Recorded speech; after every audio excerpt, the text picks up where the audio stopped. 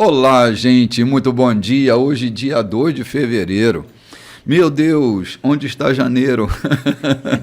Que passou tão de repente que eu nem vi o bicho passar. Quando eu acordo, estamos em fevereiro, dia 2 de fevereiro, e hoje nós temos um dia especial.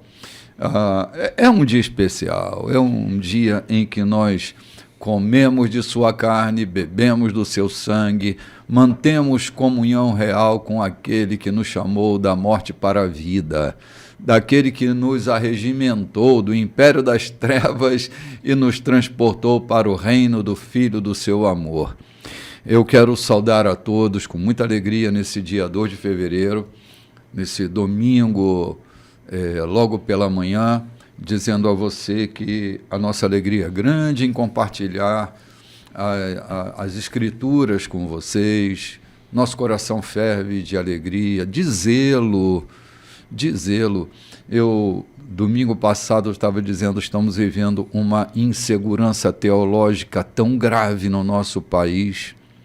Se você reclama da insegurança jurídica que nós estamos vivendo, do lado de cá, nós, pensadores do Evangelho, nos sentimos extremamente assustados com tanta insegurança teológica e temos procurado o máximo de equilíbrio nas linhas do Evangelho para manter Jesus centralizado em todos os nossos argumentos. Estamos estudando a carta de São Paulo aos Coríntios, já lá no capítulo 14. E hoje, para fazer a reflexão do texto que nos aguarda, aqui à minha esquerda está meu querido irmão, meu amigo de fé, irmão camarada, João Silveira.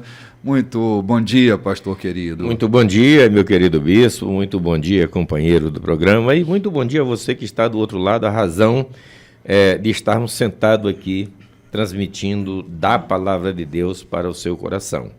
Por falar em fevereiro, a nossa geração não viveu e não viverá um outro fevereiro atípico como este nosso, com 4 dias todos os dias da semana, os 7 dias da semana, e só aconteceu há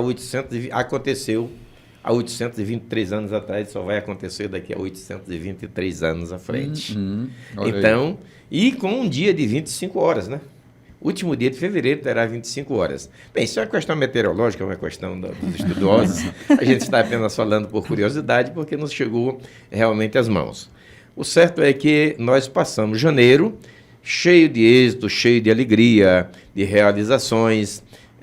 Perdemos alguns amigos, porque isso é natural de perder. Hoje mesmo nós tivemos, essa semana tivemos a perda de alguém da nossa comunidade. Mas isso é a natureza humana. É a natureza, são os projetos divinos. São episódios inevitáveis, né, João? Mas janeiro para nós foi cheio de graça, de êxito. Nós tivemos domingos em janeiro, como café da manhã, com o café com o bispo. E nos segure, porque durante o mês de fevereiro nós teremos 4 programas para transmitir a vocês aquilo que o Espírito Santo nos puser no coração, na alma e nos lábios para levar aos vossos corações. Olha. João é o homem dos números, né? Nosso numerologista. Muito bom dia, Lloyd. Seja bem-vinda, querida. Bom dia, querido bispo. Bom dia você que está aí, que está nos ouvindo pela Rádio 92.3, né? Então, estamos aqui novamente e hoje nesse capítulo tremendo, né, meu bispo? Sim. Falando sobre a oração em línguas, esse comportamento que Paulo vem nos instruir, como fazer isso de uma maneira maravilhosa que sirva de instrução para todos. Sim. E nós já vamos lá para o versículo 9 do capítulo 14, né, Lloyd? Versículo 9. Paulo, antes, ele fala que nós devemos estar afinados como uma trombeta que está conclamando para a guerra, chamando para a guerra. Ele disse, essa trombeta não estiver afinada com aquele, né, com o toque, que todos reconheçam, ó, é o toque da guerra. Ele diz que assim também o nosso comportamento, a nossa oração na igreja, que todos devam conhecer esse entendimento, essa instrução dentro da igreja, que ela não seja sem entendimento e sem clareza, né? Sim. Ele fala sobre isso. Sim. Então vamos... Não, espere um pouquinho. Sim. Eu me lembrei de uma historinha muito interessante. Conta-se que Napoleão, ele tinha um corneteiro, você falou da trombeta, ele tinha um corneteiro que era o corneteiro principal dele. E um dia um dos comandantes de Napoleão perdeu o seu corneteiro e pediu a Napoleão se podia ceder o corneteiro dele para uma batalha que eles iam enfrentar, e eu não me lembro qual foi essa batalha. Dizem que o corneteiro foi com o comandante e no meio de uma batalha em que o comando desse general de Napoleão estava perdendo a batalha, estava em enorme desvantagem. E ele pediu ao corneteiro para dar um toque, o toque de recuar, o toque de recolher. E o corneteiro pegou a sua corneta e tocou o único toque que ele sabia, andando ao lado de Napoleão: avançar. E, inesperadamente, os soldados se encorajaram de tal maneira que eles venceram aquela batalha extremamente desvantajosa, porque se encorajaram pelo toque de avançar. Uau. Então, quando você falou da trombeta tocando e afinada, eu me lembrei do toque desse corneteiro de Napoleão, que só sabia tocar um toque. O toque de avançar. Diz que com Napoleão ele nunca tocou recuar. Ele não sabia o toque de recuar. Só tinha esse sentido para ele, né? Isso aí. Que a gente compreenda essa história metafórica para nós essa manhã. E que nós estejamos afinados com a trombeta que toca para nos levar mais adiante, né? Vamos lá, Loide, desculpe te interromper, querida. Não. Então, se vocês falam de um modo que ninguém entende, por que abrem a boca? Há muitas línguas no mundo e todas têm significado para alguém, mas se eu não entendo a língua, de nada me servirá. Não é diferente com vocês, já que estão tão ansiosos por tomar parte no que Deus está fazendo, por que não se concentram em fazer o que é proveitoso para toda a igreja? Portanto, quando orarem em língua de oração, não guardem para vocês mesmos a experiência. Orem para poder compartilhá-la com outros. Se oro em línguas, meu espírito ora, mas minha mente fica inativa e não há proveito nenhum. Assim, qual a solução? A resposta é simples: façam as duas coisas. Devo ser espiritualmente livre quando oro, mas ao orar devo também refletir e ser cuidadoso. Devo cantar com o espírito e também com a mente. Se você abençoa usando uma língua de oração que ninguém mais entende, como poderia um recém-chegado que não tem ideia do que está acontecendo saber a hora de dizer amém? Sua bênção pode ter alguma beleza, mas você deixou de fora quem não entende. Vamos dar uma paradinha aqui. Cara, que instrução doce, instrução de segurança que Paulo traz para evitar os exibicionismos culticos, não é, João? Porque eu tenho alguns netinhos, né? Eu tenho alguns netinhos. E quando eu chego, eles fazem um monte de macacada para chamar a minha atenção. Coisa de menino, né? E Paulo está reparando que, muitas vezes, para chamar a atenção para si, a gente promove uma espécie de exibicionismo ainda que não seja malicioso, maldoso, mas é uma espécie de chamar a atenção para si. Ele diz, nós estamos na igreja, estamos no coletivo. Então, se estamos no coletivo, o coletivo deve ser alcançado. É o coletivo que está objetivado naquela reunião determinada. Então, se eu falo uma língua que ninguém compreende, que proveito eu tenho? Se não há quem as interprete, se não há clareza na mensagem, chega alguém que não entende nada de nada, não tem o mínimo senso de espiritualidade. Não foi instruído. Não foi instruído, exatamente, João. Vai se assustar com aquilo. Não tem sentido nenhum. Pode ter sentido para mim. Mas se eu estou nesse coletivo, o sentido não tem que ser para mim. O sentido tem que ser para todos. E é nessa simples e doce instrução que Paulo regula essa questão cultica, né? Que é a manifestação de um culto público, para que haja entendimento, para que haja paz. Ele não está criticando ninguém, mas ele está botando ordem na questão do culto. Né? Um culto sem ordem, João, onde não tem inteligência, né? Onde não há racionalidade, onde não se pensa, onde não se constrói o pensamento, onde não se desenvolve o pensamento, que proveito tem isso? Se a gente tem envolvimento com o espírito da gente, a gente também tem uma mente inteligente que deve ser pensada, né? No versículo que eu tenho, na versão que eu tenho à mão, o versículo 15, Paulo diz assim, orarei com o espírito, mas também orarei com entendimento. Sim. Cantarei com o espírito, mas cantarei com entendimento. Sim. Eu tenho exemplo, por tanto tempo me congregando, e eu conheci 2 homens que eram cheios da graça, falavam em línguas estranhas, e eu era muito próximo deles. Mas ouvir-se falar em línguas estranhas, precisava estar muito próximo deles quando oravam. Um já se foi, o outro está bem idoso, mas está ainda de pé. É que havia uma sabedoria, havia um entendimento, havia uma inteligência de não confundir ou não causar, na verdade. Eles estavam ali sendo cheios ou estavam sendo embalados pelo Espírito Santo, falavam em línguas. Mas para ouvir a língua que eles falavam, você precisava estar muito próximo deles, porque ela não ecoava no meio da multidão. E um deles escreve um livro falando sobre exatamente, salvo engano, o livro é no dos domínios do Espírito. Que ele chegou numa congregação que estava sobre a efervescência de um avivamento, e o líder daquele avivamento, quando ele entra, ele era o pastor da igreja, quando ele entra, estavam todos ajoelhados, orando, e aquela efervescência, e de repente o líder se levanta e diz, silêncio, porque o nosso líder chegou. E ele diz assim, não entendi, fiquei perplexo, fui analisar, porque o Espírito Santo tem que submeter à presença de um réis mortal.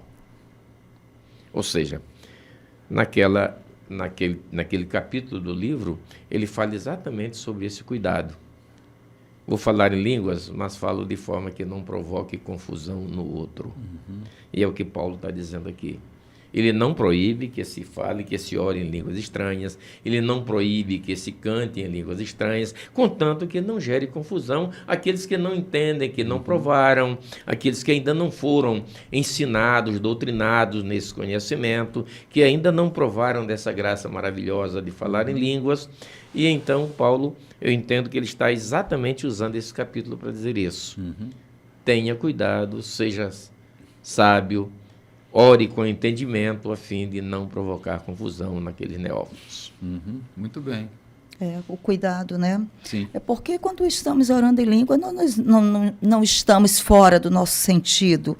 As pessoas acham que quando estamos orando em língua, estamos em transe. Não, nós estamos orando em línguas e muitas vezes a pessoa não sabe o que está, não tem essa tradução. Então, por isso, ele orienta, ore para você, porque já que você não tem essa tradução para abençoar a vida do outro, o outro vai ficar talvez assustado, talvez vai perguntar para você o que você falou e você vai inventar ou vai dizer eu não sei, né? Então ore para você.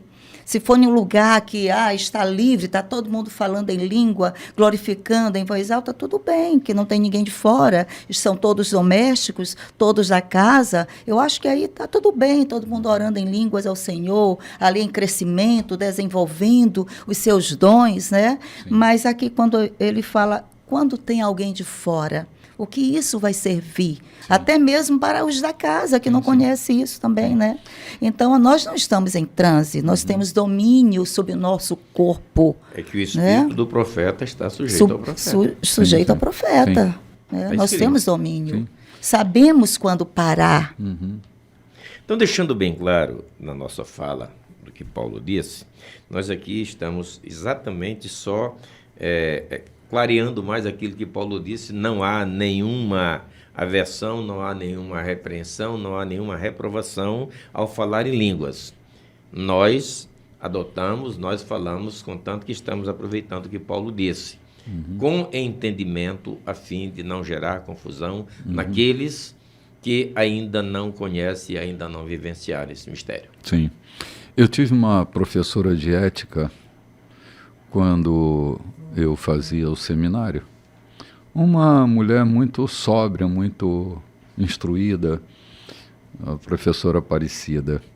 Ela contou uma história que aconteceu na congregação que ela participava, que era no bairro do Leblon, no Rio.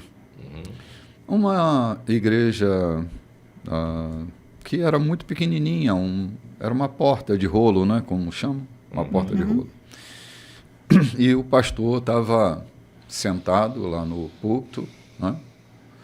E um irmão na primeira cadeira, um homem negro com terno branco, muito bem vestido, e sem que percebessem, foi entrando, e não tinha muito lugar, não tinha espaço, entrou um bêbado e se sentou ao lado deste irmão negro, vestido de branco, com toda a sua família ali ao lado, né? Ele sentou ali.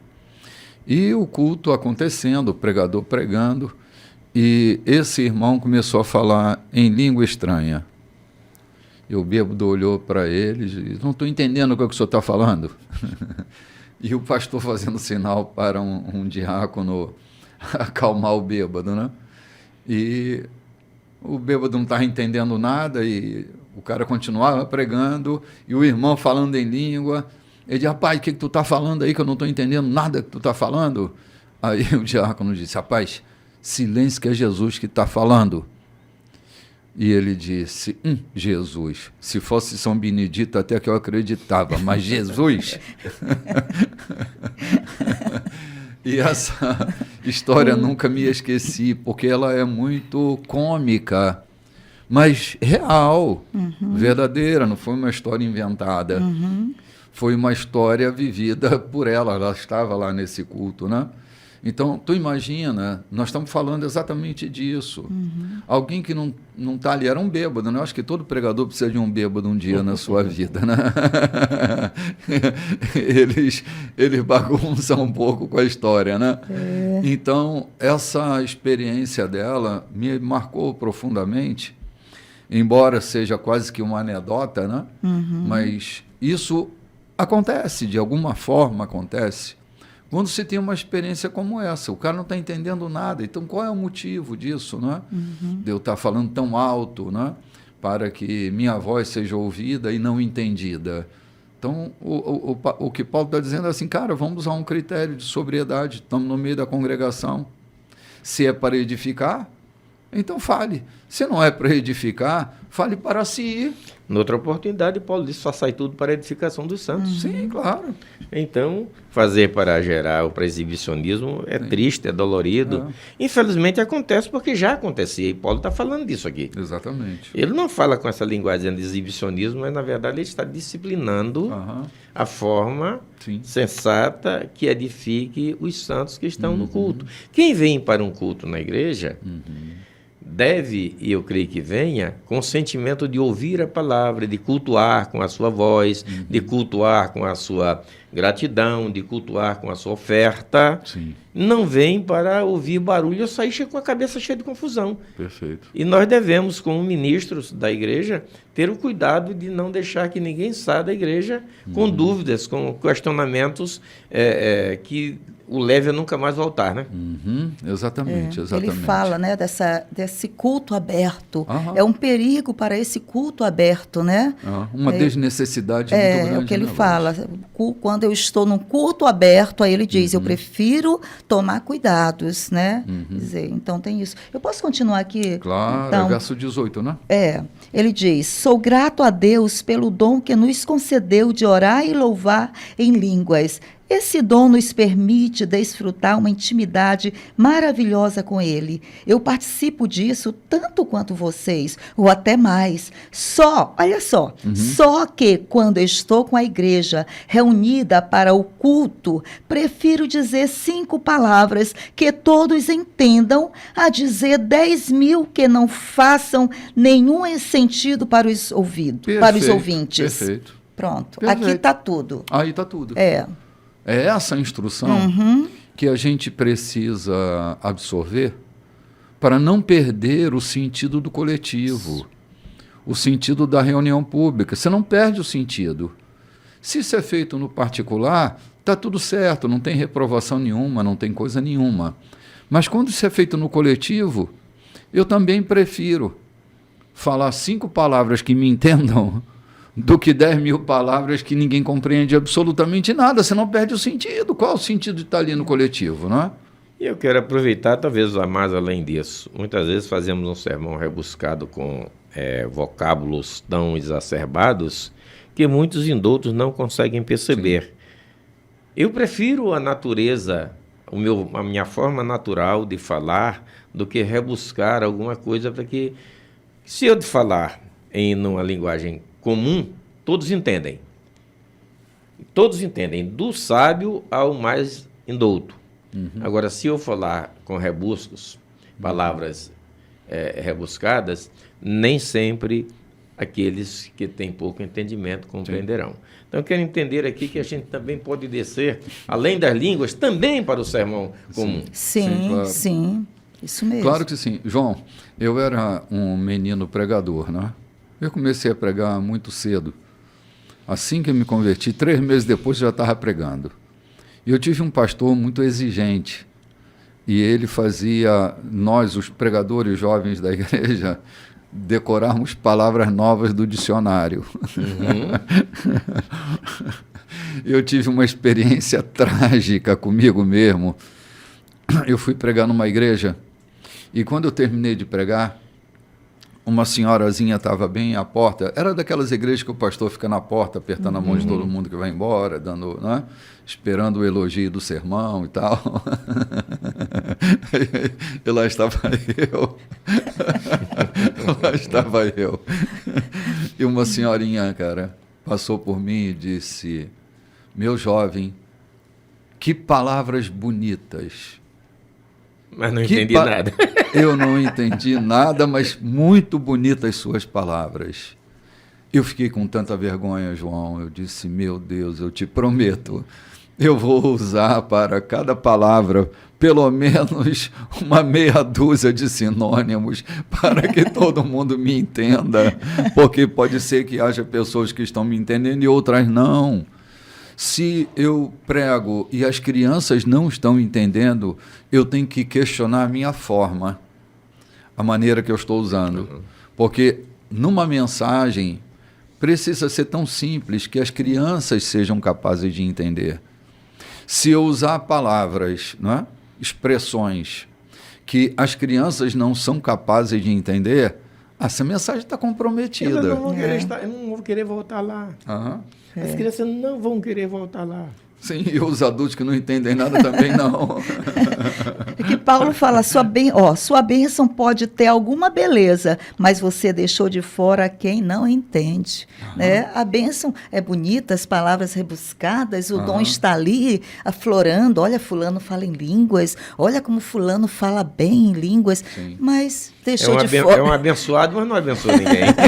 Foi muito É um lindo abençoado tudo. que não abençoa ninguém. Ele é tão sofisticado que ninguém entende. Fulano é nada que ele abençoado com as línguas estranhas, mas não abençoa ninguém. E quando Deus chama Abraão, ele não mandou você ser um abençoado, ele disse ser tu uma bênção. Benção. É Não por isso- houve o transbordo, né, É por bispo? isso que nós temos adotado a Bíblia contemporânea, porque aqui não tem beneplácito.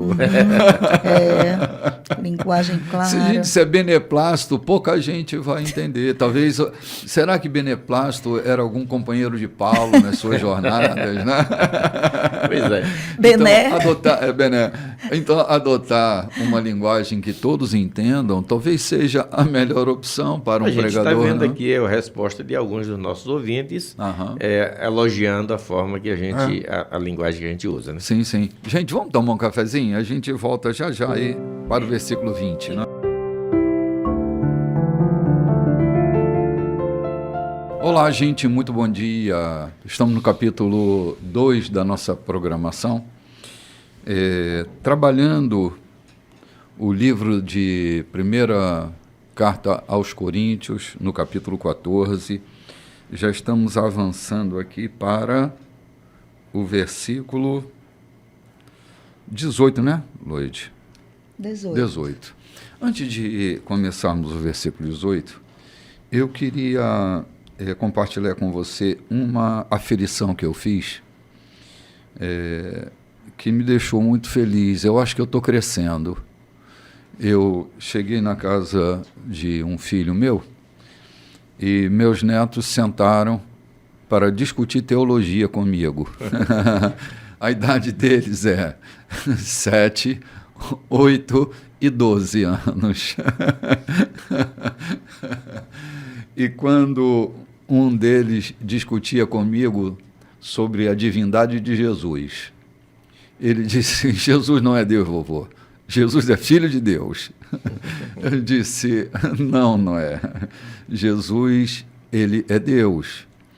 E tentando usar uma linguagem que eles pudessem entender, falando sobre essa trilogia da divindade, né? Pai, Filho e Espírito Santo, eu usei aquela alegoria do H2O, que no estado líquido ele é água, mas é H2O, que no estado gasoso ele é vapor, mas é H2O, e no estado sólido ele é gelo, mas é H2O.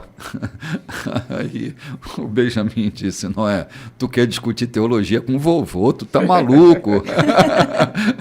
Mas eu achei uma delícia, eu disse: cara, eu estou crescendo, eu estou conseguindo fazer com que as crianças entendam uma questão, João, que é tão complexa. A maioria dos pastores que eu conheço tem dificuldade de falar sobre essa trilogia do Pai, Filho e Espírito Santo.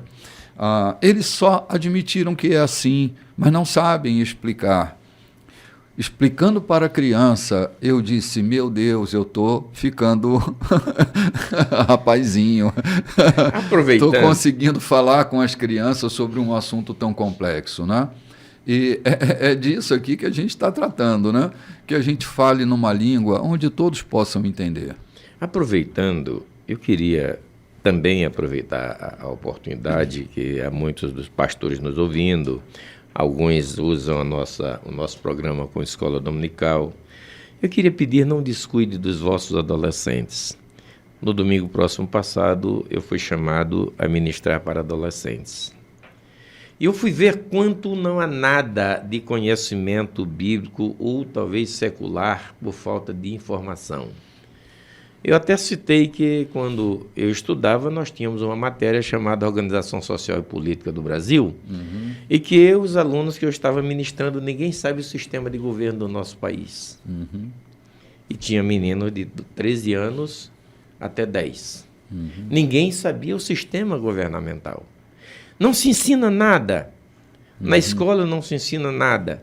Apenas se faz entender matemática e essa coisa toda. Na igreja, eu fui falar de José do Egito e nenhum deles sabia sequer que existia um personagem, porque a matéria que me deram era sobre José. E nenhum deles sequer sabia que existia um personagem bíblico chamado José. Eu fiquei preocupado. Como é que estão os nossos adolescentes mundo afora? E muitos dentro da igreja. E eu quero pedir aos meus amigos, aos nobres colegas, pastores, não descuidem desses adolescentes, porque eles governarão o mundo amanhã. Quando nós nos formos, eles serão os gerentes desse mundo. E se não estiverem preparados para geri-lo, que caos vai acontecer? Se eles não estiverem preparados para administrar esse mundo que vai acontecer depois de nós, o caos se estabelecerá. Então tenhamos o cuidado de não apenas ministrar Bíblia, ensinar a Bíblia para os nossos meninos, mas correlato ou concomitantemente ao ensino da Bíblia, também fazê-los entender o mundo que os cerca em volta. Para que não sejam alienados bíblicos e não entendam nada daquilo que está acontecendo. Eu, por exemplo, tive grandes dificuldades, digo isso à minha esposa. Fui criado num ambiente inteiramente familiar, domiciliar, inteiramente ingênuo. Meu pai era um homem hiper honesto. E quando eu fui para a segurança pública, eu quase enlouqueço, porque eu não sabia que existia no mundo da própria segurança tanta malícia. E eu não aprendi a ter malícia, eu não fui aberto para aprender a ter malícia, não para ser malicioso, mas para lidar com a malícia alheia. Então é preciso que a gente tenha cuidado. Me desculpe estar fora do contexto aqui, mas eu quero aproveitar para dar essa pincelada aos nossos amigos pastores nas suas igrejas. Ensinem os vossos adolescentes, porque eles gerirão um mundo que vai acontecer depois que nós formos. Sim, obrigado. É verdade. Lodi, nós estamos já no verso 18, né, querida? Me corrigindo, bispo, é o versículo 20. 20? O meu é o 20. Versículo 20, né? Ok, tá. Paulo chama de infantilidade. A igreja, os irmãos, proceder como estão procedendo. Tá, continuar nessa infantilidade. Sim. Vamos ver. Para ser franco, eu estou impaciente com a infantilidade de vocês. Quanto tempo vai demorar para que cresçam e usem a cabeça como adultos? Tudo bem quando há uma falta de familiaridade infantil com o mal. Nesse caso, tudo de que precisamos é um simples não. No entanto, para dizer sim a alguma coisa, se exige algo a mais. Só uma inteligência madura e bem exercitada poderá salvá-los de cair na ingenuidade. Dizem as Escrituras: em idiomas estranhos e pela boca de estrangeiros vou pregar a este povo, mas eles não vão ouvir nem acreditar. Assim, aonde esse falar em línguas que ninguém entende levará vocês? Isso não ajuda os cristãos e deixa os descrentes ainda mais confusos. Mas também é certo que essas línguas falam diretamente ao coração dos cristãos, sem alcançar os descrentes. Se a igreja estiver reunida e algum descrente estiverem ali, quando vocês começarem a orar em línguas, dizendo coisas sem sentido para eles, pensarão que vocês perderam o juízo e sairão dali o mais rápido que puderem. Ora. Mas se houver descrentes num culto em que a verdade de Deus é transmitida com clareza, as palavras compreensíveis irão tocar o coração deles. E logo estarão ajoelhados diante de Deus, reconhecendo que Ele está no meio de vocês. Ah, que bom, cara. Ó, é disso aqui, exatamente disso aqui que nós estamos nos debatendo, né? Para que haja lucidez, clareza, assim... Palavras compreensíveis. Eu fico adoecido, né? Quando eu não consigo me fazer entendido com todo o esforço que eu tenho. E eu me esforço para falar, cara. Eu tenho um esforço até para que a minha voz seja compreendida, não só as palavras que eu digo, mas a minha própria voz. Eu tenho lá minhas dificuldades físicas, né, para falar. Eu tive 2 AVCs e tenho lá minhas dificuldades para falar, mas eu me esforço. Às vezes termina um culto, eu estou cansado, fisicamente cansado, pelo esforço que minhas musculaturas precisam fazer para que as palavras saiam de maneira inteligente, que possam compreender aquilo que eu estou falando. E ouço Paulo falando sobre isso, que não tem a ver com minhas deficiências, mas tem a ver com a forma inteligente de se comunicar, a fim de que todos compreendam. É isso aqui, que num culto a gente precisa estar prestando atenção.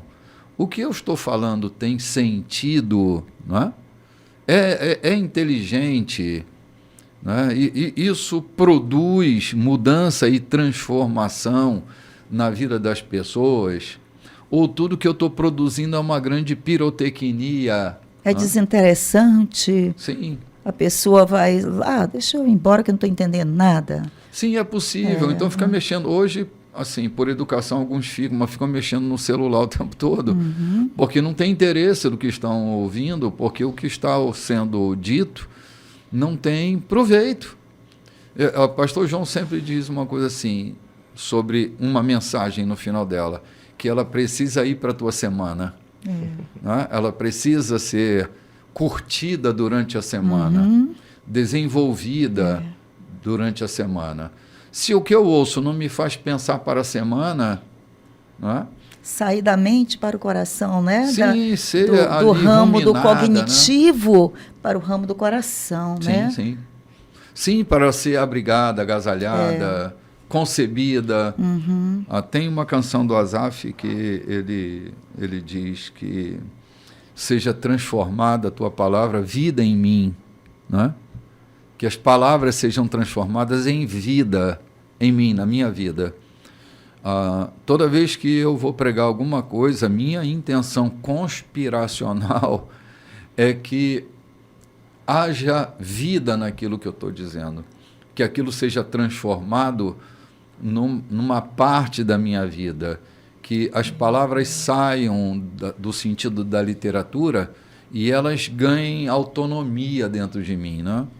E dentro de quem está ouvindo. Se essa é a minha intenção, é isso que eu espero, isso pode gerar mesmo uma mudança na vida das pessoas. Mas se tudo que eu quero é derramar conhecimento, sem me preocupar se aquilo está gerando vida ou não, é uma desnecessidade, né? Uma demonstração de alguma coisa, mas não tem a finalidade de transformar a vida de quem quer que seja. Amém. Né? O salmista já disse que as palavras dos meus lábios e o meditar do meu coração sejam agradáveis na tua presença, ó Senhor, né? Sim. Eu não sei, eu não pesquisei quanto tempo dista entre o dia de Pentecostes lá em Jerusalém, naquele cenáculo, e esta carta que Paulo está escrevendo aos Coríntios. Mas o que nos leva a crer é que depois daquele dia, aconteceu na casa de Cornélio e aconteceu em outras casas, quando Paulo dizia, recebeste o Espírito Santo quando crestes. Ou seja, havia uma necessidade do revestimento do poder do Espírito Santo sobre a vida daqueles que criam no Evangelho. E parece-me que o que Paulo está dizendo aqui é que virou um modismo. Ou seja, não um modismo de ser batizado, de ser cheio do Espírito Santo, mas um modismo de demonstrar que isso era evidente na vida de pessoas. Eu, uma certa vez, me permita contar isso aqui, não é uma crítica, eu visitei um irmão, encontrei com ele, e soube que ele estava muito triste. E a tristeza dele é que houve um período da lição que eles utilizam, falando sobre o batismo com o Espírito Santo. Então eles promoveram vários cultos de vigília para serem batizados com o Espírito Santo. E esse irmão foi no culto e não conseguiu, foi em vários cultos, várias vigílias, não foi batizado, e orava e não conseguia. Um dia ele procura o seu pastor e diz o que está acontecendo comigo, porque nada está acontecendo, e eu sei que eu não estou em pecado, e eu creio que não aconteceu nada. E o pastor disse uma coisa para ele, zangou-se, não quis mais ir para a igreja. É porque você é crente bananeira, que não pega fogo nem seca nem verde, né? Ele foi muito triste para casa e eu soube disso.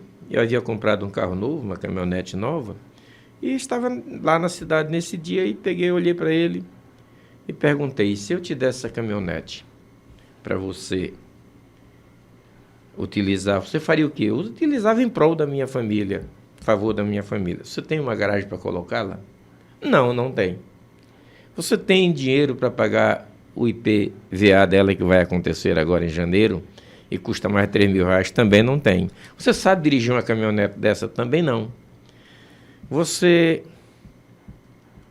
não tem como pagar um motorista, você não tem uma garagem. Se você puser essa caminhonete na frente da sua casa, exposta ao sol, e a poeira e a chuva, vão te chamar de quê? De convencido, de idiota. O que é que você está querendo dizer com isso?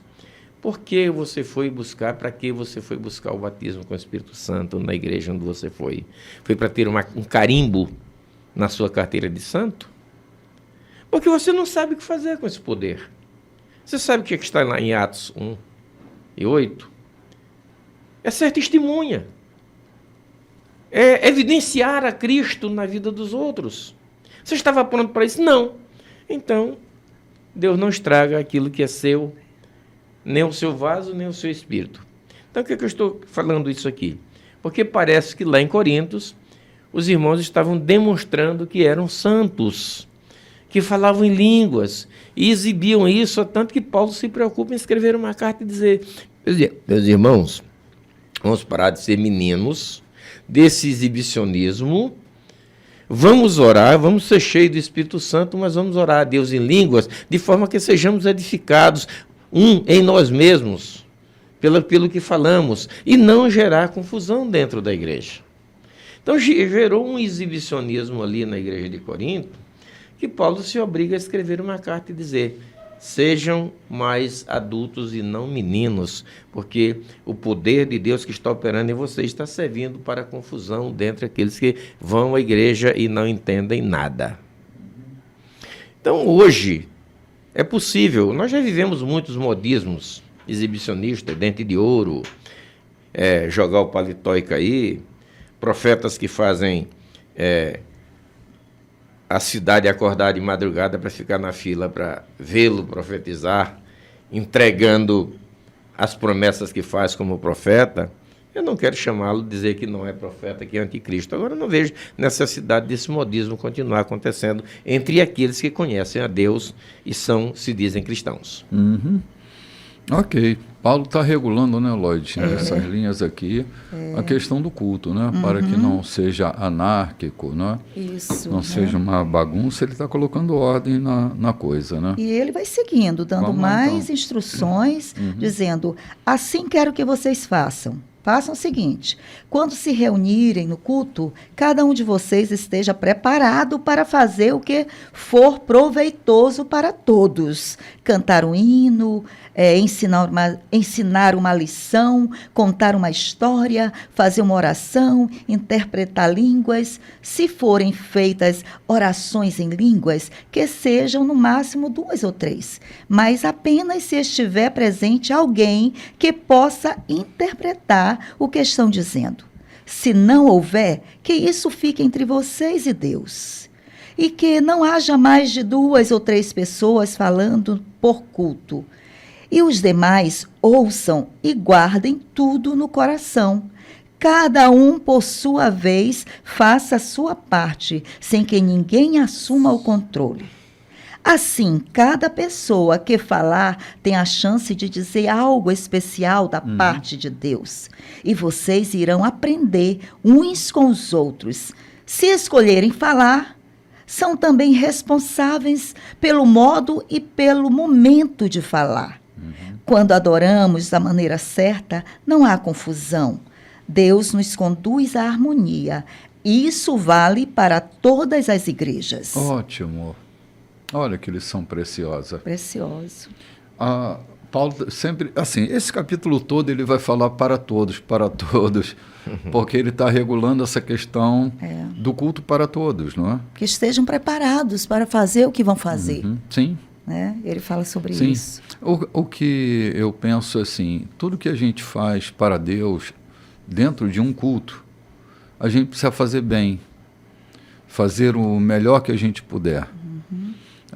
Não essa coisa improvisada que muitas vezes não gera resultado nenhum na vida de ninguém, mas que a gente faça de forma dedicada, né? Que todos possam ser abençoados, não só alguns.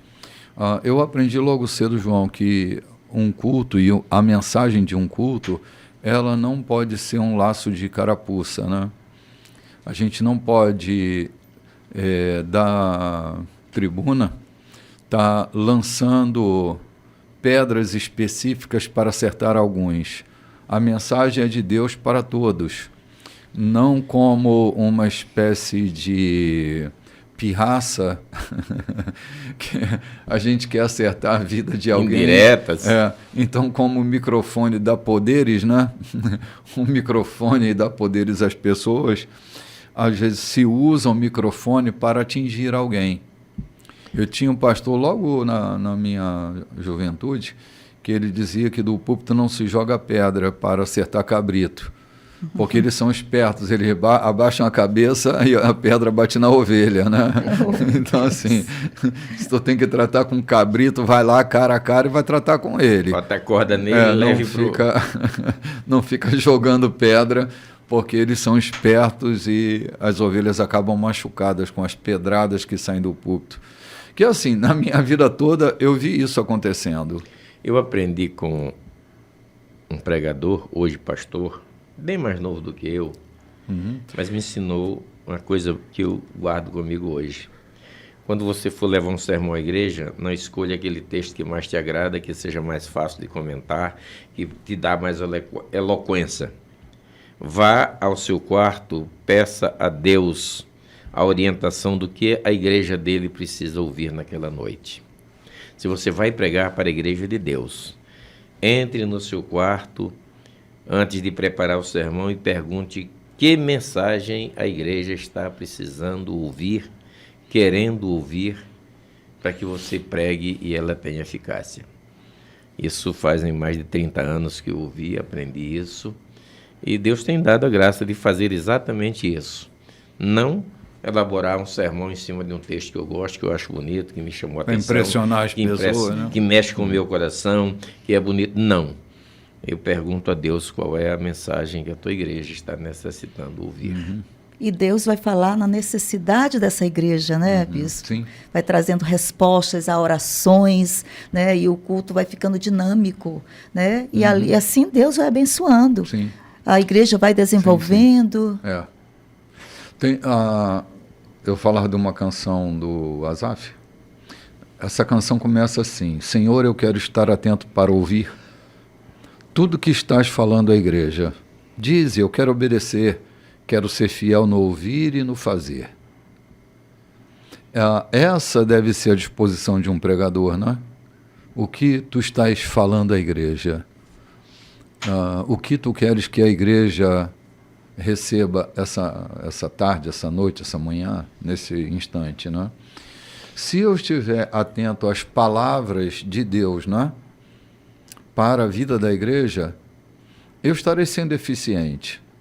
Se tudo o que eu quero é usar o púlpito para manifestar as minhas inseguranças, né, a autoaprovação, muitas vezes você vai dizer coisas que vai ser muito complicado, não é? As pessoas não vão estar ali batendo palmas, não vão estar dizendo amém, às vezes elas vão estar num silêncio sepulcral, é a palavra entrando, atravessando as articulações, né? Usar o púlpito para uma provocação, alma e né? espírito, sim.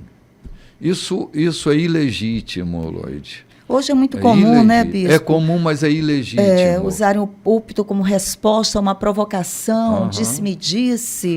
Sim. Sim. E isso não tem legitimidade da parte da espiritualidade. Isso tem a ver, como eu disse um pouco atrás, com o poder que o microfone dá para quem está com um na mão. É mesmo. Ele vai dizer qualquer loucura, qualquer coisa, e dificilmente alguém vai interrompê-lo, né? Às vezes um bêbado,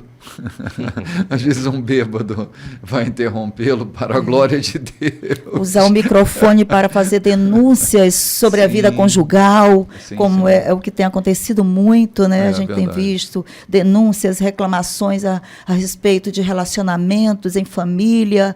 Tudo isso, essa igreja que está doente, precisando de ser curada, sarada, restaurada, né? Precisa ouvir realmente de Deus, né? Precisa realmente saber o seu lugar. Né? Que lugar estou ocupando para que todo pregador precisa entender que ele deveria estar ocupando um lugar de uma fala divina e não de uma aflitiva fala humana. Se o pregador tem a consciência de que ele deve compor essa fala divina, ele será mais cuidadoso.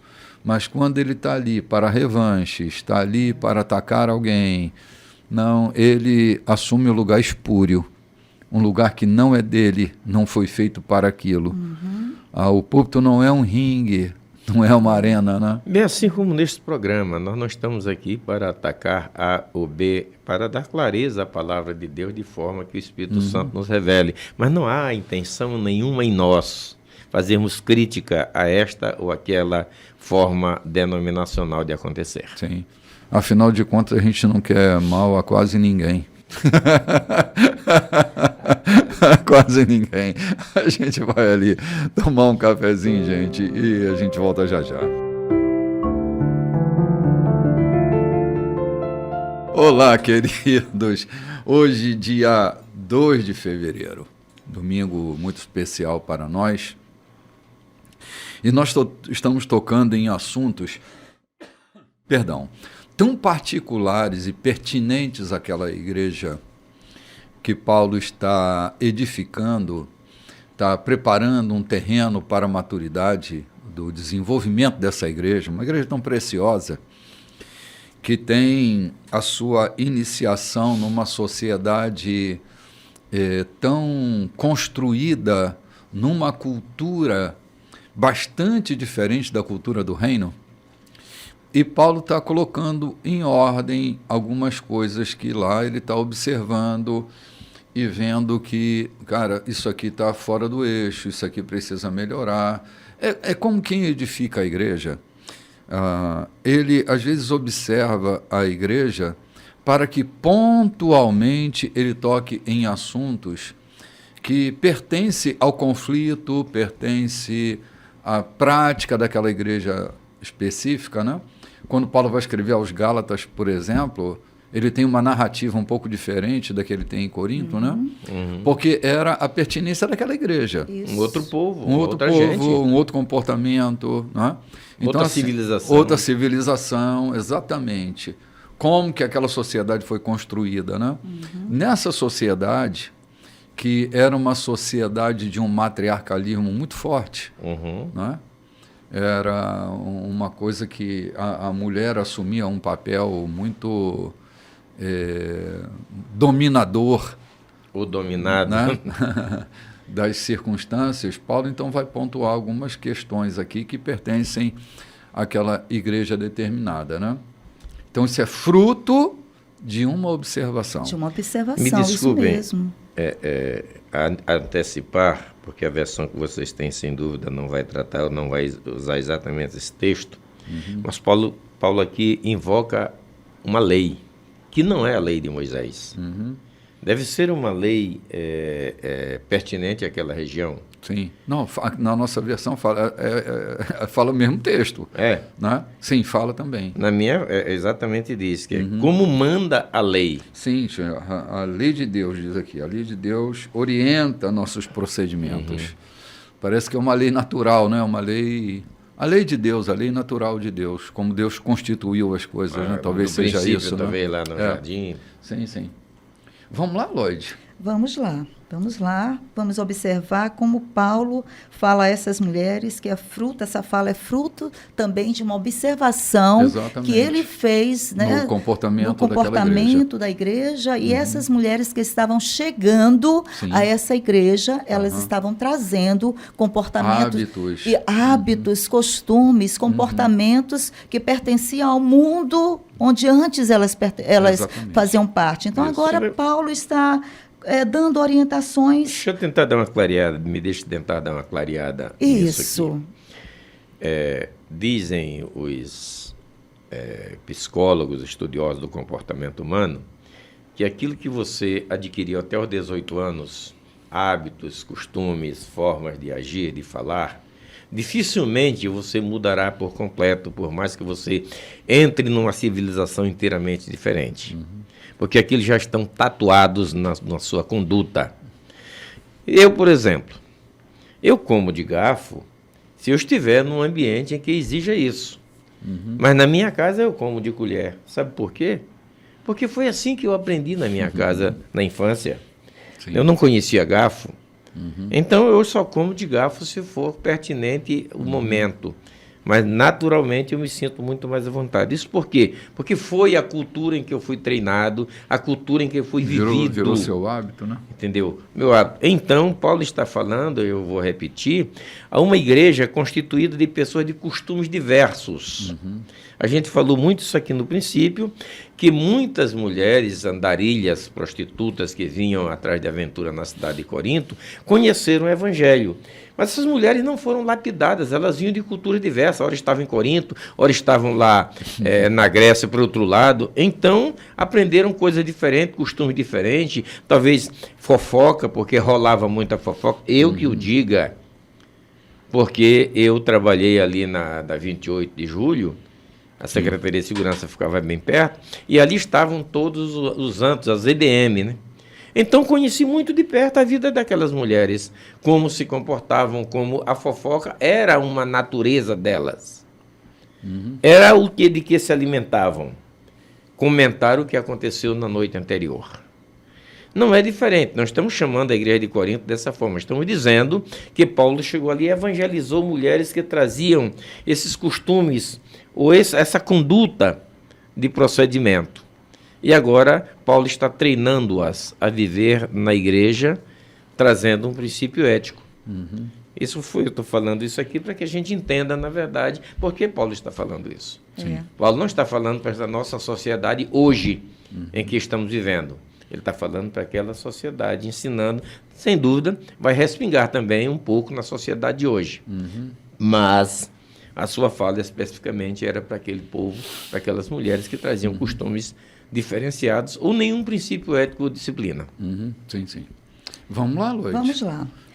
As mulheres não devem interromper o culto, falando quando deveriam estar ouvindo, nem fazer perguntas que poderiam ser feitas aos maridos em casa. Quanto a isso, o livro da lei de Deus orienta nossos procedimentos.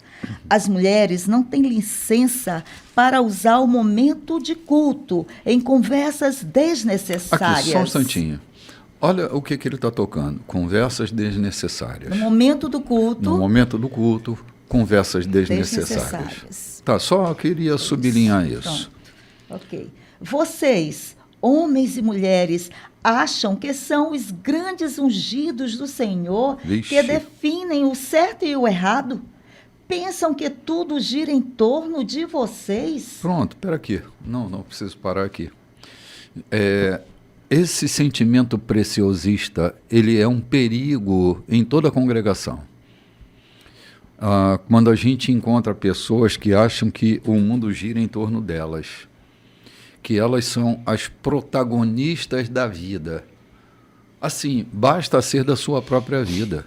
Não queira ser da vida de todo mundo. Se a gente não tiver... Porque agora ele está falando para homens e mulheres que têm esse senso preciosista, né? Acham que são os grandes ungidos do Senhor. Assim, tem uma coisa que às vezes eu implico bem, é chamar o pastor de ungido do Senhor. Tá, que bom que ele seja ungido do Senhor, mas ele não é o único ungido do Senhor daquele lugar. Não é o ungido. Sim. não toqueis no meu ungido. Pega esse texto descontextualizadamente, tá? E começa a aplicar no seu mundo preciosista. O ungido do Senhor devemos ser todos nós. E a gente precisa ter respeito por isso. Não achar que a gente é a estrela daquele lugar. Se a gente entender que a gente só é mais uma estrela daquela grande constelação, tá tudo bem, porque eu estou me equiparando aos outros astros que também estão brilhando. Mas eu não sou o sol desse sistema solar. A vida não gira em torno de mim. Eu não sou o centro de todos os conflitos, eu não sou o centro de todos os problemas das pessoas, mas também não sou o Messias de todo mundo. Isso precisa ter um fim na vida da gente, porque isso atrapalha muito o fluxo da vida no meio da congregação, né? Alguém escreve um comentário na Bíblia de Estudo Pentecostal falando sobre falsos mestres. Lá na finalização ele diz: há pastores que hoje estão dirigindo igrejas a serviço de Satanás.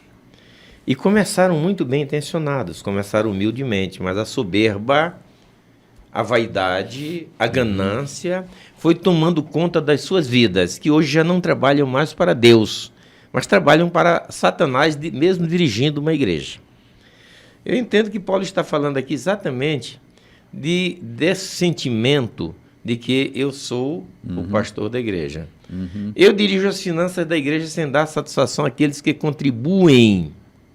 Então eu posso aplicar, comprar o melhor carro, usar da forma que quero, porque eu sou o pastor da igreja, porque eu sou o que manda nesse pedaço. É lamentável, mas a gente não quer falar disso aqui de ninguém, mas também tem esposa de pastores que arrogam para si reverência das outras mulheres, até de pastoras que comungam com ela, que participam na igreja com ela, aqui na nossa cidade tem dessa natureza. Pessoas que exigem para si. Eu tive o infortúnio de ver a esposa de um reverendo que chegou e não foi buscada com a pompa que ela esperava lá na porta da igreja. Ela negou-se a entrar na igreja.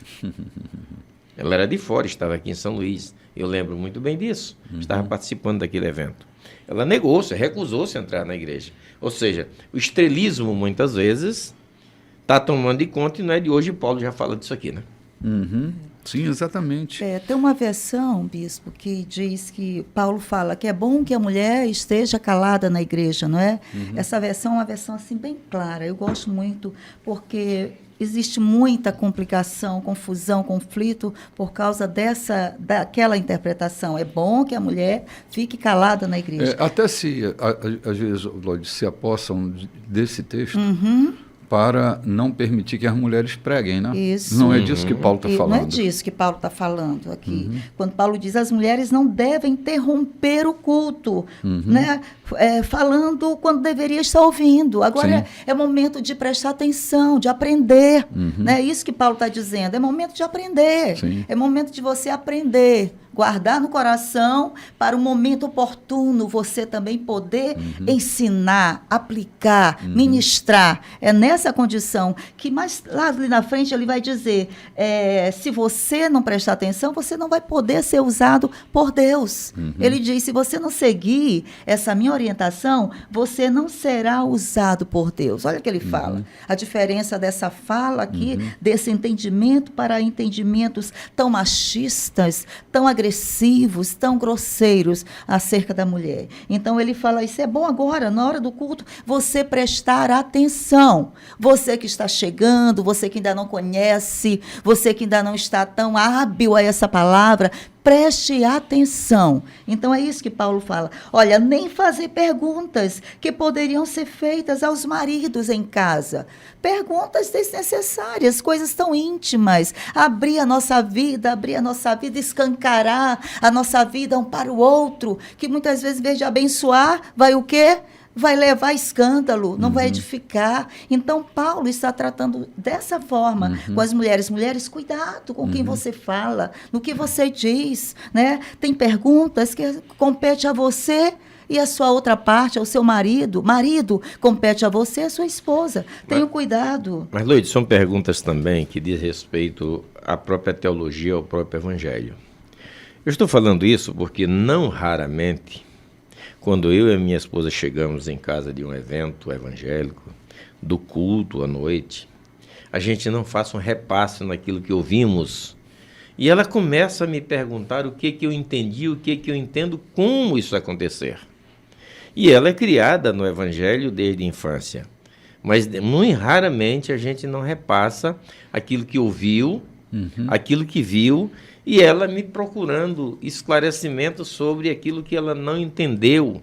Ou como foi que eu entendi aquilo que aconteceu, para ver se entra em conformidade com o que ela entendeu. Eu quero entender que Paulo está falando disso aqui. Parece-nos que o culto também na igreja em Corinto não havia uma formalidade reverencial a ponto de tornar-se assim tão comum que o pregador está pregando e alguém saca daqui de baixo com uma pergunta porque não entendeu. E isso termina tumultuando o ambiente. Eu já vi isso acontecer também. E Paulo está dizendo, dando essa orientação para que haja um princípio ético, para que a mensagem seja bem aproveitada, para que o ministrante não perca o foco daquilo que está falando. Então, leve sua caderneta, ou mesmo o seu celular, anote aquilo que é pertinente, a que você não entendeu, e pergunte ao seu marido se ele não tiver capacidade, mas peça a ele que busque orientação de alguém para lhe transmitir aquilo que entendeu. É engraçado, João, que a estrutura litúrgica, que eles citam um cadinho antes aí, quando vocês se reunirem, um tem um salmo, outro tem uma Conte instrução, uma história, outro canta uma história, outro apresenta um hino. Interprete Parece a língua. que essa liturgia tão mais solta consente esse tipo de interferência. E aí já estava indo para o descontrole, né? Apesar de que consente essa forma litúrgica, já estava caminhando para um descontrole, e Paulo chama e diz, vocês vão se encontrar, orar, um traz um hino lindo que compôs, ou que mesmo que aprendeu, que ouviu fora, um traz uma revelação que teve, agora façam isso com decência e ordem. Sejam ordeiros, mas embaixo ele está dizendo, vocês estão usando essa liberdade de contar aquilo que aconteceu com vocês, para tumultuar o que está acontecendo no ambiente culto, que não deve acontecer. Entendo eu que essa história que ele está tratando não deve se repetir também nos dias de hoje. O respeito não é aquela reverência mórbida. O pregador está pregando. Quantas vezes eu fui puxado na orelha com uma criança tão infante que não entendia nada do que estava sendo dito. O comportamento de uma criança já cansada de estar sentado naquele banco de pau, fica cutucando o coleguinha ali para encontrar alguma forma de se distrair, e de repente vem o velho e dá uma puxada de orelha caprichada, um puxão de orelha, porque você está interrompendo o culto, tumultuando. Sim. Os diáconos, quando eu era criança, tinha um versículo deles, né? Sujeitáveis a Deus, resistir aos diáconos e eles fugirão de vós. Porque a missão do diácono era puxar a orelha da garotada, né? Quando não, as mães levavam lá para fora e davam umas boas chineladas. Sim. Então, não é isso. Mas Paulo está tentando pôr ordem aqui, e a gente deve entender que há uma ordem. Não é aquela reverência mórbida ao tanto de maltratar. Eu até escrevi uma crônica dizendo, em nome do meu filho, porque não tem intimidade com a igreja onde fui criado. Exatamente por conta dessa sujeição absurda. Não é isso que Paulo está falando aqui, mas também ele está criando princípios éticos da igreja que devem acontecer. Ok. Cortar conversas desnecessárias. É a igreja de hoje, né? A gente vê pessoas no celular, um conversando com o outro, né? No culto, sempre há isso aí. E a gente aprender a ter essa ética, né? Como se comportar do culto. Eu queria tanto comentar aquilo que o bispo está falando agora. Aí junta a cabeça aqui com a amiga e compartilha ali rapidinho. Quando eu volto, eu já perdi a palavra. Eu não estou mais situada, dispersei, né? Fiquei com o pensamento, e agora o quê? Qual é o versículo mesmo? O que ele está dizendo mesmo? Até voltar para a reconstrução desse caminho, eu já perdi alguma coisa, né? Sim, claro. Já perdi, né? Claro. A palavra. Há muitas coisas desnecessárias. Tem um pregador que João conhece bem ele, chama-se Gesiel. Uma vez ele estava ensinando sobre relação familiar, né, de casais. E no meio daquela multidão que estava lá no culto, um rapaz levantou a mão e perguntou: meu pastor, o senhor que é um homem aí cheio de sabedoria, de entendimento, como era o nome da mulher de Caim? Ele disse: irmão, é casado? Ele disse: sou, meu pastor, muito bem casado. Irmão, vai cuidar da tua mulher, deixa a mulher dos outros em paz. Vamos seguir aqui, gente. Conversas desnecessárias. Quer saber qual é o CPF de Adão? Né? Qual era o número do CNPJ da empresa pesqueira de Pedro? Cara, são coisas desnecessárias. Quantos barcos tinha Pedro? Então, assim, assuntos desnecessários mesmo, né? Melhor ficar calado, né? Eu vou para o final aqui. A gente está chegando também no final do bloco. Eu vendo uma coisa ali que me chamou muita atenção. Paulo diz assim: se alguém quer falar em língua, não proíba. A gente, se não prestar bem atenção no texto que nós lemos no bloco anterior, quando ele fala de quem fala em língua seja moderado, ele está dizendo não deve proibir. Ele já deu o conceito como deve acontecer. Não deve proibir, mas moderar quando estiver sendo exageradamente acontecido. Quando estiver tentando criar desordem no culto.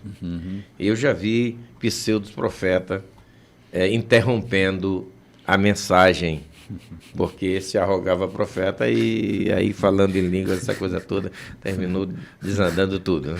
João, não sei se tu é da época da campainha no púlpito. Né? Tempo chamado. Se alguém estava exagerando alguma coisa, batia a campainha.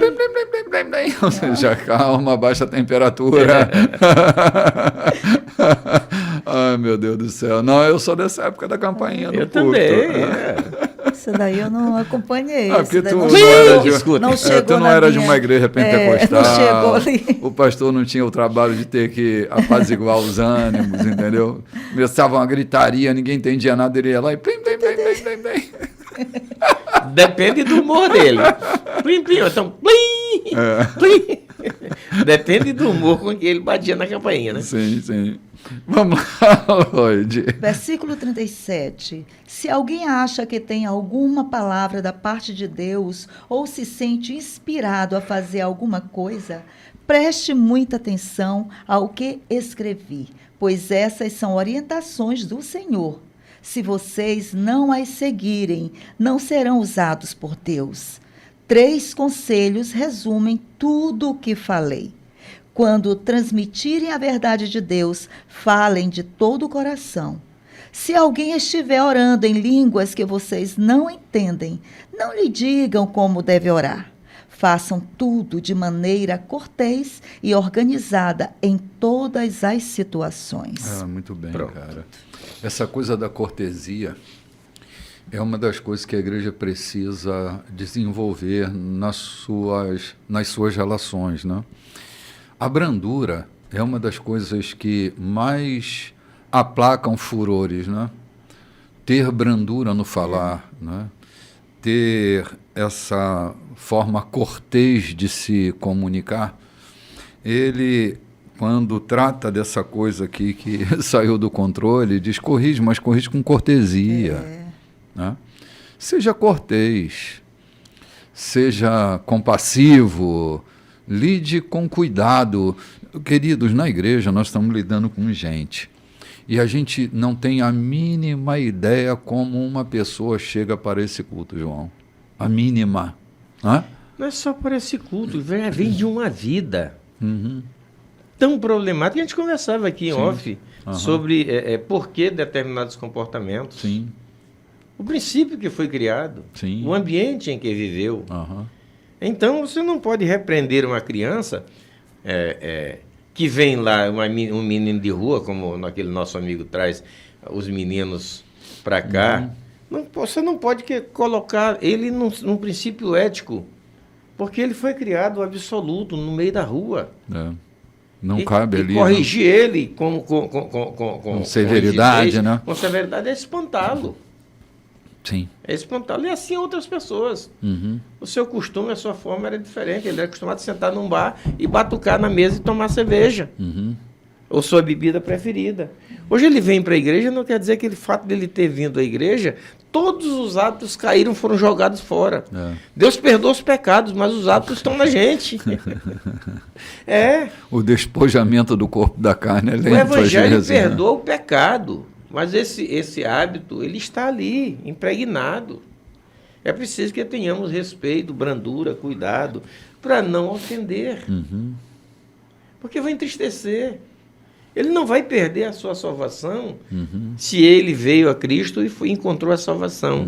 Mas ele vai perder o convívio com a gente, ele vai perder de ser uma pessoa muito produtiva na igreja, se o nosso comportamento com ele for severo. Se a gente não entender o seu comportamento, não é entender e deixar acontecer, é levar para um outro ambiente diferente. É como diz a professora, se atrai mais abelha com mel do que com vinagre. Botar vinagre. É mais fácil atrair abelha com mel do que com vinagre. Sim, com certeza. Como por isso que tem mel de açúcar aí, né, João? Isso que o bispo iniciou a fala, como cada pessoa chega à igreja, cada pessoa em um nível de amor, de generosidade, né, de um nível de perdão. Cada pessoa podemos estar compartilhando do mesmo sentimento, mas em níveis diferentes. Sim. E isso a gente vê na ambiência da igreja, no resultado da adoração, da celebração, da comunhão, do partir do pão. Né? Como essas pessoas estão chegando. Né? A gente não tem ideia, lógico. Não temos ideia. Eu pastoreava uma igreja e um dia, após o culto, um rapaz me procurou para conversar. E quando ele me disse, eu estou com uma arma aqui na minha cintura, pronto para matar minha mulher. Ela está me traindo. E não estava, mas ele achava que estava. Foi com muita habilidade que eu peguei essa arma dele, fui me instruir com quem entendia do caso, a gente deu sequência a acabar com aquela arma de alguma forma. Mas assim, o cara estava com uma arma na cintura, dependendo do que ele estava ouvindo, ele podia sair dali pronto para atirar naquela mulher. Graças a Deus ele se rendeu. Então a gente não tem ideia de como uma pessoa chega aqui na igreja, né? Vamos tomar um café? Vamos lá. A gente volta já. Pronto, gente, estamos de volta para o quarto e último bloco da nossa programação. Nós estamos diante do texto de 1 Coríntios, capítulo 15, iniciando mais uma jornada. Paulo vai estar repetindo, mais uma vez, a mensagem central do Evangelho. Ele volta mais uma vez ao assunto principal, ao cerne, né? E nós já estamos aqui, falando sobre a ressurreição agora, no capítulo 15 da primeira carta aos Coríntios. E vamos lá, vamos à leitura, Loide. Vamos lá. Paulo fala que vai repassar a mensagem. Amigos, permitam-me repassar a mensagem com vocês mais uma vez. A mensagem que proclamei e foi recebida por vocês. Nela vocês permanecem firmes e por ela foram salvos. Entendo que a fé que possuem é verdadeira, não um interesse passageiro, e que nela estão firmes de verdade. A primeira coisa que fiz foi apresentar a vocês de coração a mensagem que recebi. O Messias morreu pelos nossos pecados exatamente como dizem as Escrituras. Foi sepultado e se levantou da morte no terceiro dia. Mais uma vez, exatamente como dizem as Escrituras. Falei a vocês que ele apareceu vivo a Pedro, depois aos seus seguidores mais próximos e mais tarde a mais de 500 seguidores ao mesmo tempo. Muitos deles estão por aí, ainda que alguns já tenham morrido. Depois, ele passou um tempo com Tiago e com o restante dos que chamou para falar em seu nome. E, finalmente, apareceu vivo a mim. Faz todo sentido que eu viesse ser o último, pois nem mereço ser incluído no grupo original, como vocês bem sabem, já que passei anos perseguindo a Igreja de Deus. Vamos dar uma paradinha aqui. Caramba. A lucidez com que Paulo escreve, né? Sem qualquer tipo de interesse em se colocar acima de quem quer que seja, né? É muita lucidez que ele vai promover a divulgação da mensagem sem qualquer tipo de arrogância, né? Agora, é bom a gente lembrar que logo aqui no início do capítulo 15, ele fala da clareza, João, da mensagem que ele transmitiu, que eles receberam e que permanecem nessa do poder verdade, dela. Né? Do poder dela e de como eles permanecem nela. Mas sutilmente ele chama a atenção aqui, no versículo 2. Sim. Eu vi com cuidado e lembrei de uma história interior. Por favor, repete o versículo 2 aí, Loide. Entendam que a fé que possuo é verdadeira, não um interesse passageiro, e que nela estão firmes de verdade. Sutilmente, Paulo está falando daqueles que vêm ao Evangelho por interesse. Não estão buscando a eternidade, a salvação, a vida eterna, mas estão vindo por interesse. Que na versão que eu tenho aqui, se é que não crestes em vão.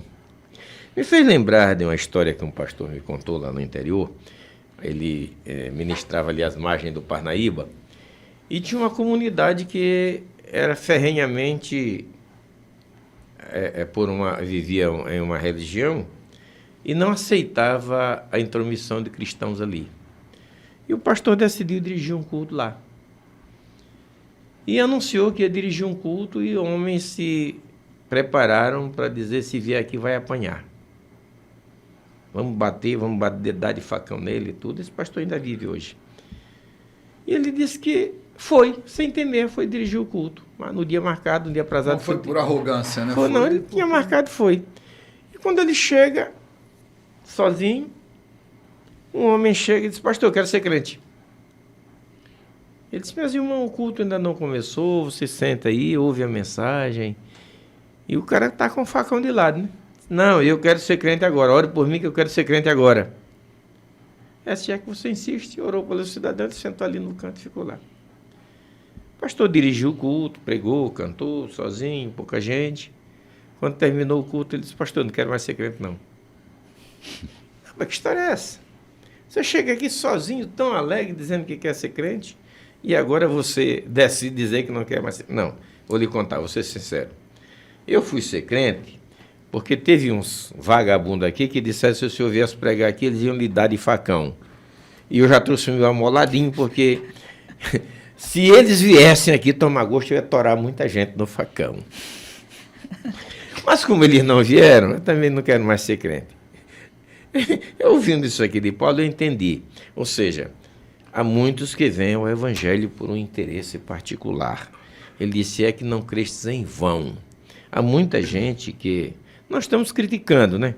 Mas há uma necessidade quando ele diz assim: o evangelho que eu preguei, que eu anunciei para vocês, que vocês receberam e que vocês permanecem nele e que vão herdar a vida eterna por ele, se não foi apenas um interesse em participar desta religião, desta crença, desta igreja. Mas se é que de fato o coração de vocês se abriu para o evangelho. Aqui não tem nada a ver com a perda de salvação. Porque há muita gente que diz: não, está lá escrito no capítulo 15, versículo 2, quando Paulo diz que se vocês serão salvos, se vocês retiverdes a mensagem que receberam. A Clarisa nos diz bem aí: se é que vocês não creram ou se vocês não vieram ao evangelho por interesse, mas se creram de fato, de coração. É o que eu creio, na verdade. Aqueles que creem em Cristo para a salvação não perderão de forma nenhuma. Sim. Não foi uma crença por interesse particular. Não, eu vim à igreja porque a minha esposa veio. Não era um sentimento interesseiro, né? Sentimento interesseiro, ou por conveniência, né? Ah. Por interesse ou por conveniência. Sim. Mas isso aqui não tem a ver com uma vez salvo, salvo para sempre, ou então perder a salvação. Tem a ver com uma situação de interesse outro, e não da vida eterna, e não de estar arraigado em Cristo. Obrigado aí, que eu queria falar. Tranquilo. Ter ele também narrado, João, essa experiência dele de ter ouvido pessoalmente a Jesus, né? Mesmo depois de assunto, Jesus aparece para ele, e essa é a nossa ingênua fé, nós acreditamos que foi assim. A narrativa dele nos convence por causa do próprio testemunho, caráter dele, né? Um cara que foi impactado de tal maneira que agora seguir a Jesus é para a vida ou para a morte. Ele não seria masoquista em querer pagar as atrocidades que ele cometeu com o martírio que ele teve no final da vida. Sim. Isso seria masoquismo se não fosse pelo Evangelho, por causa do Evangelho. Viver a vida que Paulo viveu, o naufrágio que sofreu, as surras que pegou, as ameaças que levou e a morte a que foi submetido, se fosse apenas para pagar a conta que ele... Sim. O débito que ele cometeu seria muito masoquismo. Sim. Mas nós entendemos, como disse o bispo, na ingênua fé, que ele, na verdade, entendeu, ele recebeu a chamada. Eu acho lindo, me permita voltar aqui, dar um passo atrás, eu acho lindo quando Ananias chega para ele. Quem contou o que para Ananias?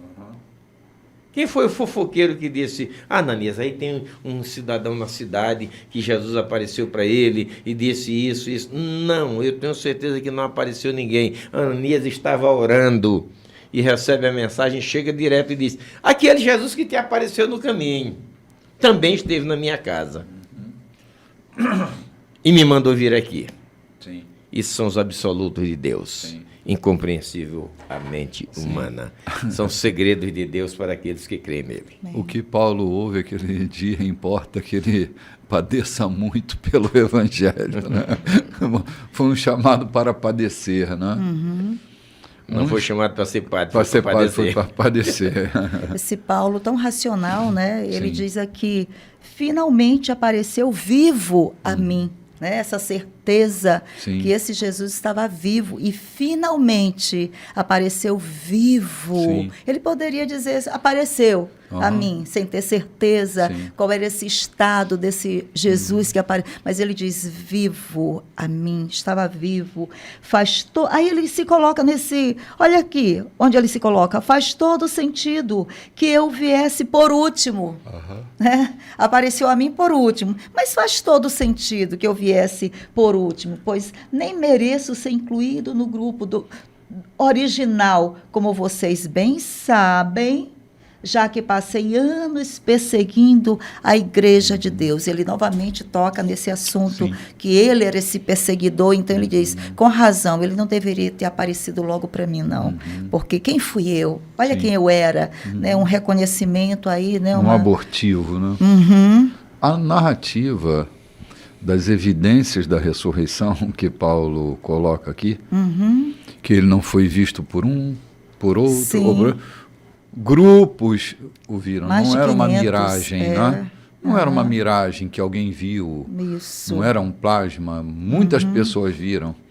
Durante os 40 dias de sua ressurreição, antes de ser assunto, o grupo de pessoas que viram e ouviram Jesus não era pequeno. Então, há evidências da ressurreição. Há evidências. Essa é a beleza.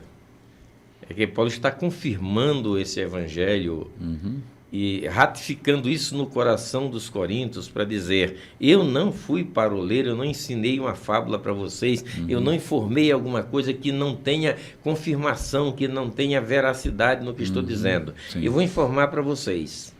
E olha que Paulo ainda não tinha o livro de Atos na mão. Ainda não estava escrito o livro de Atos. A história do caminho de Emaús ainda não havia sido escrita. Uhum. Mas Paulo, como que por uma revelação divina, traz todos esses fatos à lume. Sim.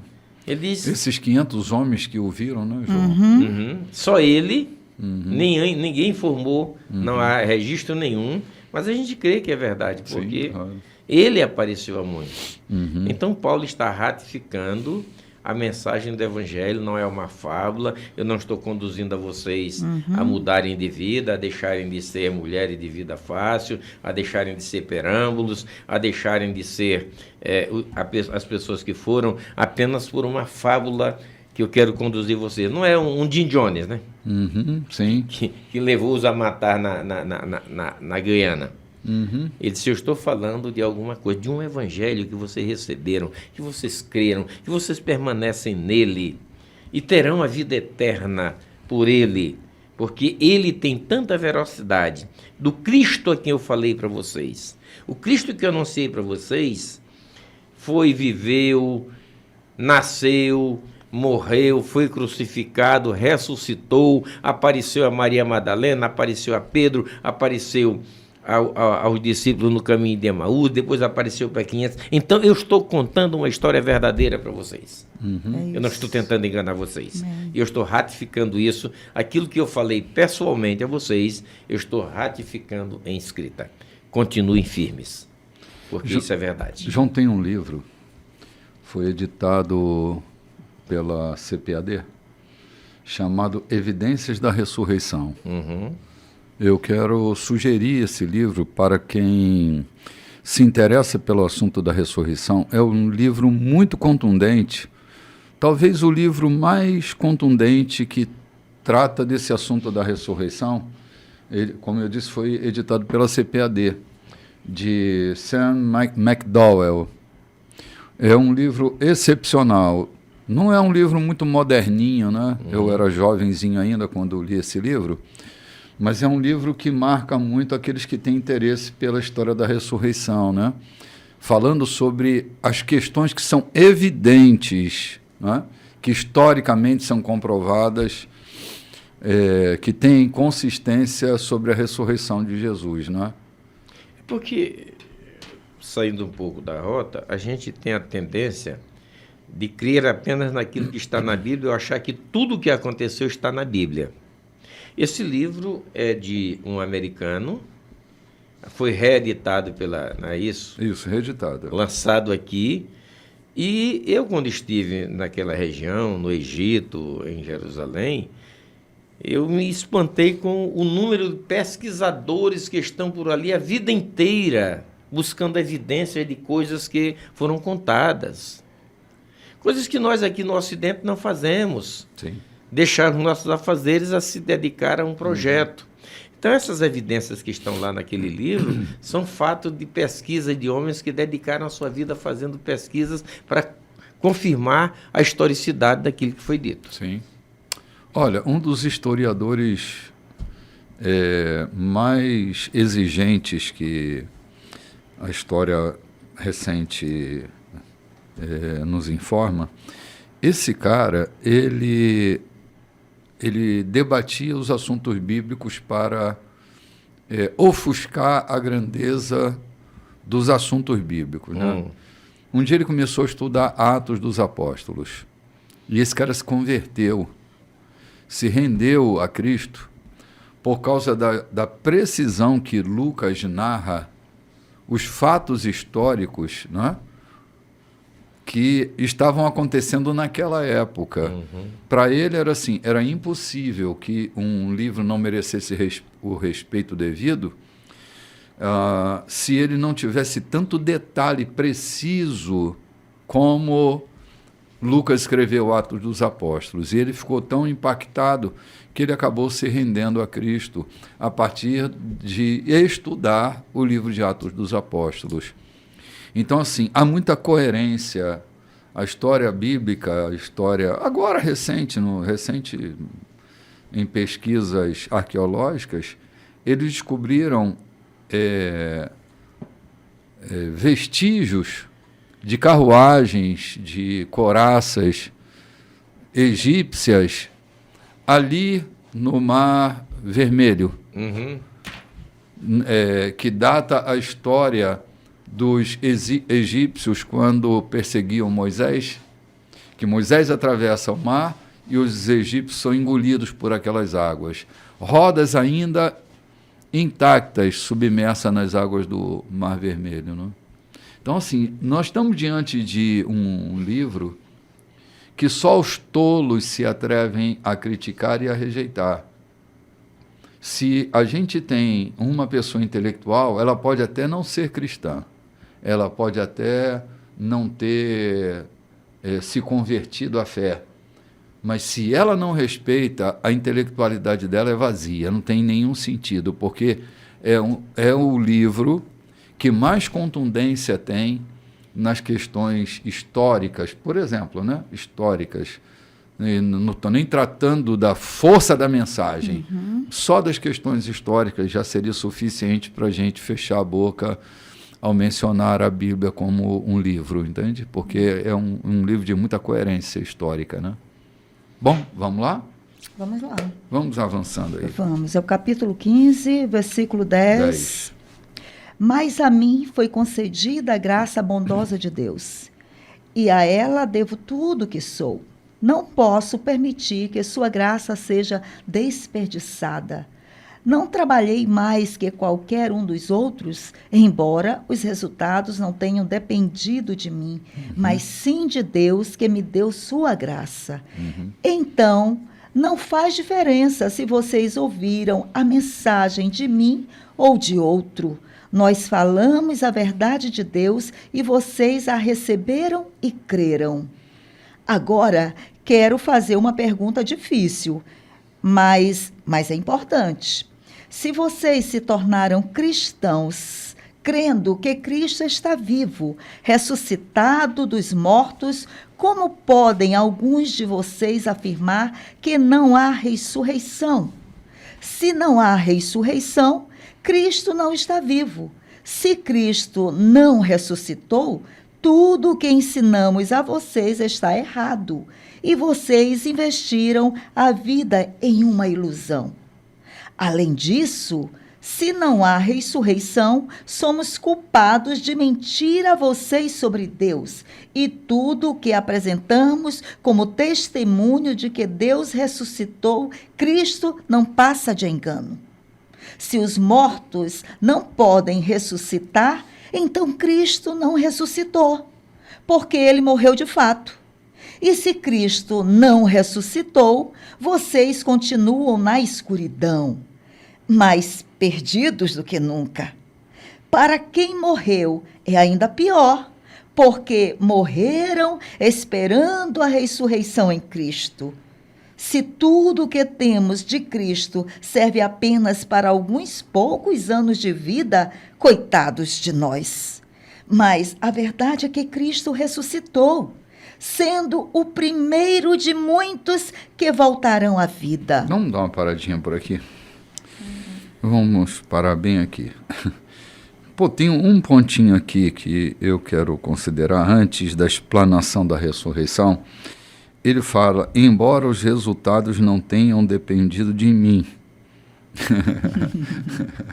Quando a gente trata das questões da fé, a gente precisa perder essa libido para que tudo vai dar certo. Porque tem coisas, João, que não vai depender da gente. Há coisas que dependem exclusivamente de Deus. A gente faz o esforço, no zelo que se tem, a gente às vezes faz um esforço sobre-humano para colher algum resultado, e resultado na vida espiritual não é resultante de um esforço humano. Resultante de um esforço humano. Uns plantam, mas não vão colher. Se a gente não entender isso, questão, né? A gente acha que tem um ministério fracassado. E ministério fracassado não está associado exatamente às colheitas que eu terei, mas às colheitas que Deus terá. Se eu trabalho na sua lavoura e o meu papel é plantar, deve ser papel de outro colher, como também deverá ser papel de outro regar. Então a gente precisa perder essa lógica capitalista de que tudo a gente quer objetivar resultados esplêndidos. Nem sempre vai depender de nós. O que depende de nós é plantar uma semente muito especial. O resultado dessa colheita, desiste, não depende de nós. Se dependesse de nós, mas não depende, foge do nosso controle. Há pessoas que são semeadas tipo 20, 30 anos antes delas serem colhidas. A semente fica lá, recolhida em algum canto, até que 20 anos, 30 anos depois, essa semente eclode e não vai eclodir na minha mão que plantei aquela semente. Vai eclodir na mão de alguém que teve a habilidade para colher ou que esperou o tempo da colheita, mas já passou pela minha vida, já não pertence mais. Então, assim, essa coisa da essencialidade a gente para de ter quando a gente está lidando com o Evangelho. Mas tem um reverso também dessa questão. Onde está o reverso dessa questão? Eu sou aquele que orou por fulano e tal. Jesse Valadão. Eu tenho uma igreja com tantos membros, com tantos mil membros, e o meu método é esse e aquele. É o reverso do que Paulo está dizendo. O sucesso aconteceu, mas não foi por causa de mim. Sim, claro. Ele aconteceu por causa de Cristo.